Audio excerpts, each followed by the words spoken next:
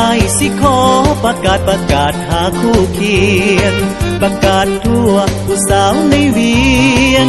ให้เสียงดังก้องทั่วแดนหรือสิเว้าประกาศหาแฟนเว้าให้แม่นประกาศหาเมียประกาศอ้ายขอประกาศอ้ายสิขอประกาศหาคู่นอนประกาศว่าจังแม่นมันฮอนห่อนกายห่อนใจแท้นา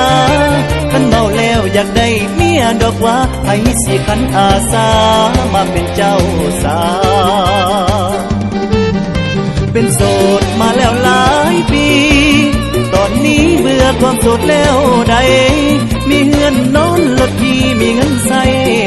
แต่คู่ใจมาหาอยากเห็นละว่าประกาศอ้ายขอประกาศอ้ายสิขอประกาศหาคู่ใจ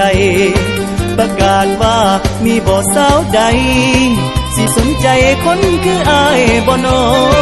คันหูผ่านหน้าตาอ้ายก็พอ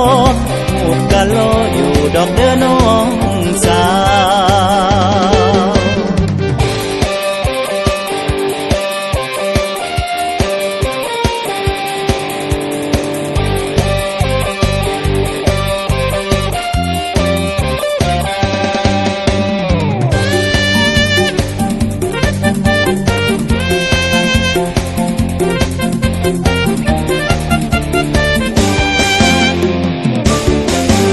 ประกาศอ้ายขอประกาศอ้ายสิขอประกาศหาคู่นอน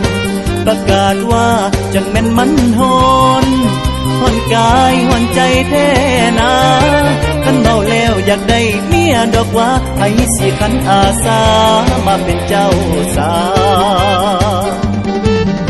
เป็นโสดมาแล้วหลายปีตอนนี้เบื่อความโสดแล้วใด